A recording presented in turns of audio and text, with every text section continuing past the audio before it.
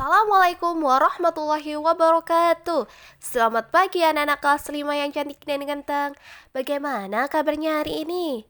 Kita belajar melalui daring dulu ya, karena masih dalam masa pandemi COVID-19. Sebelum belajar, jangan lupa untuk berdoa dulu ya. Dan jangan lupa untuk selalu jaga kesehatan.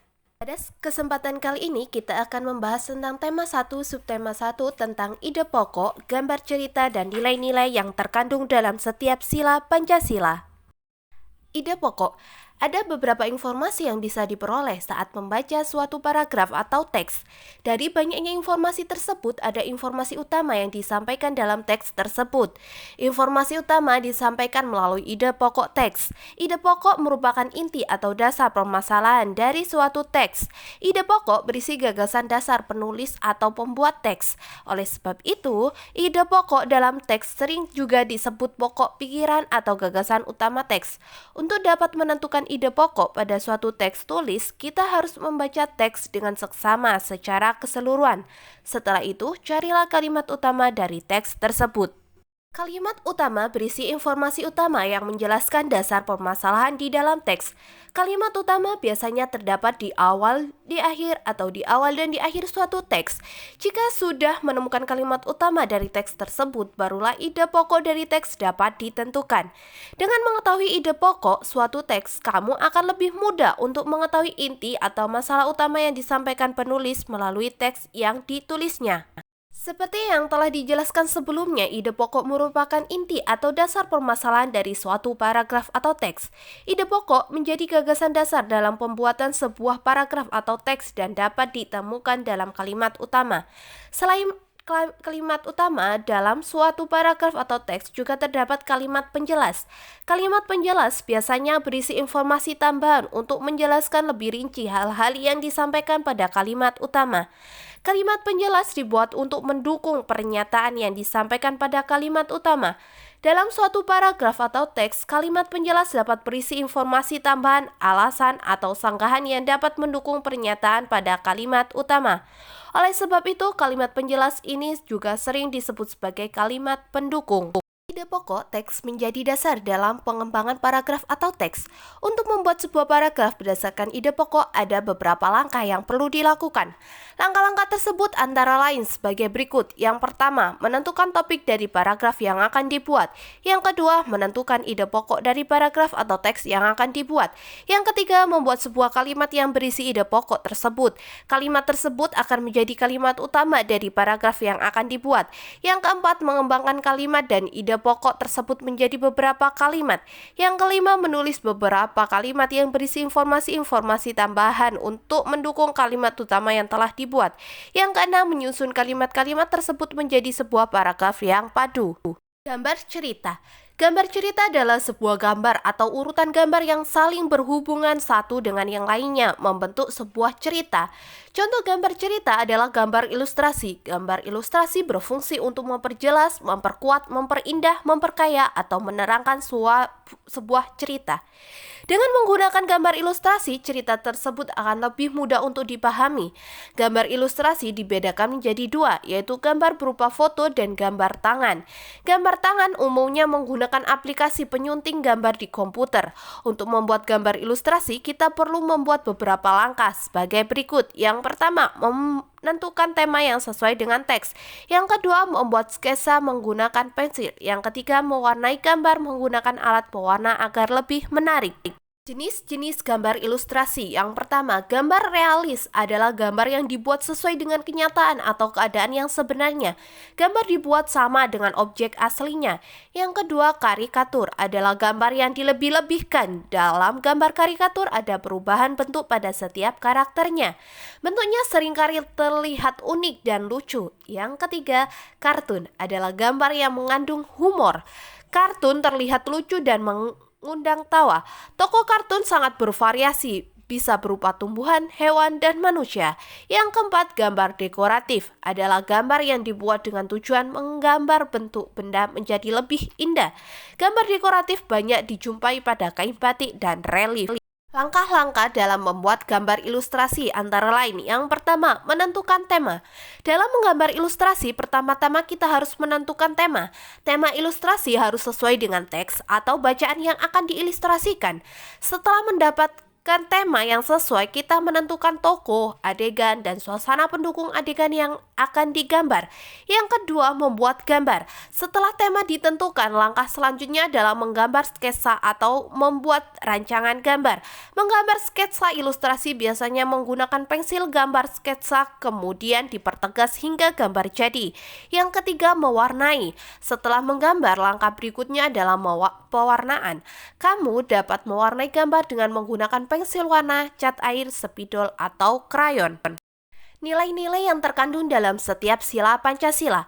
Pancasila adalah ideologi dasar bagi negara Indonesia. Pancasila berasal dari bahasa Sanskerta. Panca artinya 5 dan sila artinya dasar. Jadi, dapat diartikan bahwa Pancasila adalah 5 dasar dalam berbangsa dan bernegara. Pancasila merupakan rumusan dan pedoman kehidupan berbangsa dan bernegara bagi seluruh rakyat Indonesia. Nilai-nilai dalam sila Pancasila menjadi pedoman dalam berbangsa dan bernegara bagi masyarakat Indonesia. Dengan mengamalkan Pancasila, masyarakat Indonesia yang memiliki keragaman suku, budaya, agama hingga kini dapat hidup saling berdampingan dengan rukun dan damai. Oleh karena itu, kita harus tetap memelihara nilai-nilai Pancasila untuk mewujudkan kehidupan masyarakat yang aman dan sejahtera.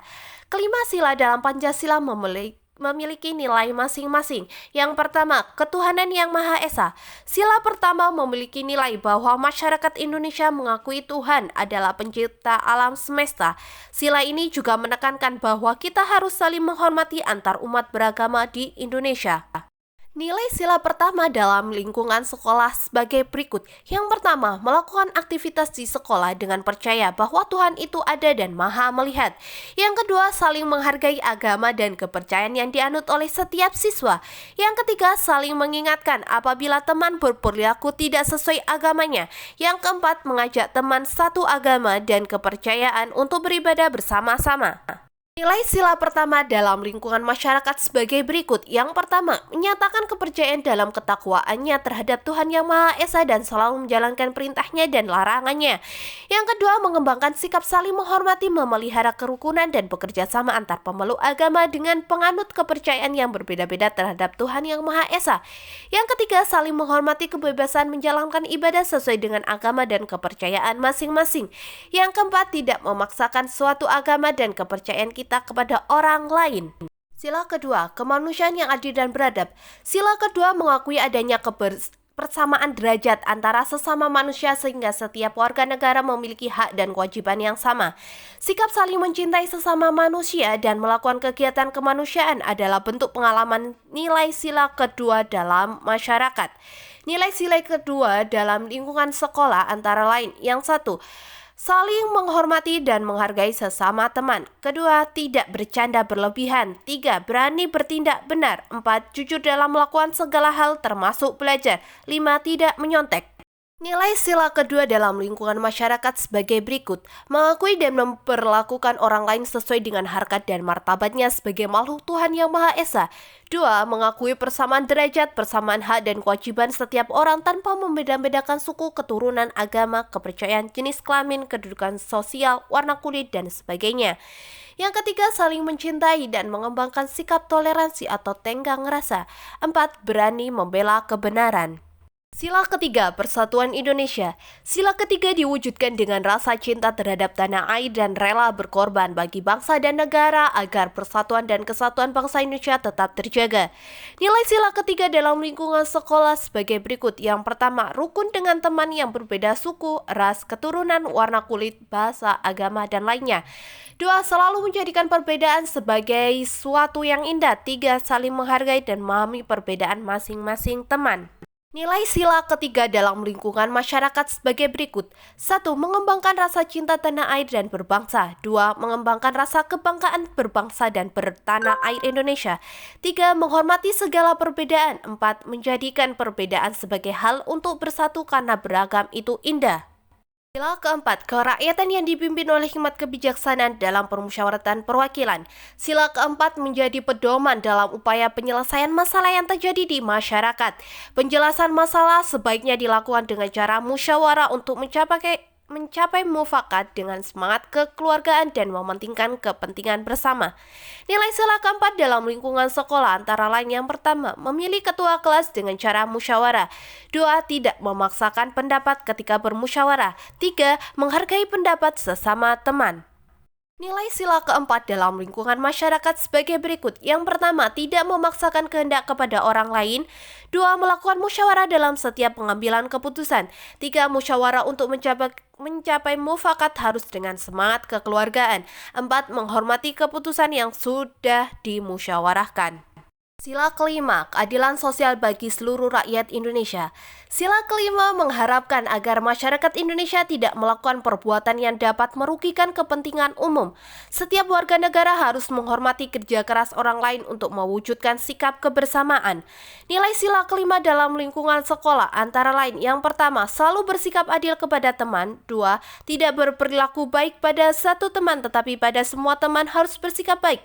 3. Memanfaatkan waktu sebaik mungkin. 4. Memberikan kesempatan kepada teman untuk bertanya dan berpendapat pada saat belajar. Nilai sila kelima dalam lingkungan masyarakat sebagai berikut. Yang pertama, mengembangkan sikap adil terhadap sesama.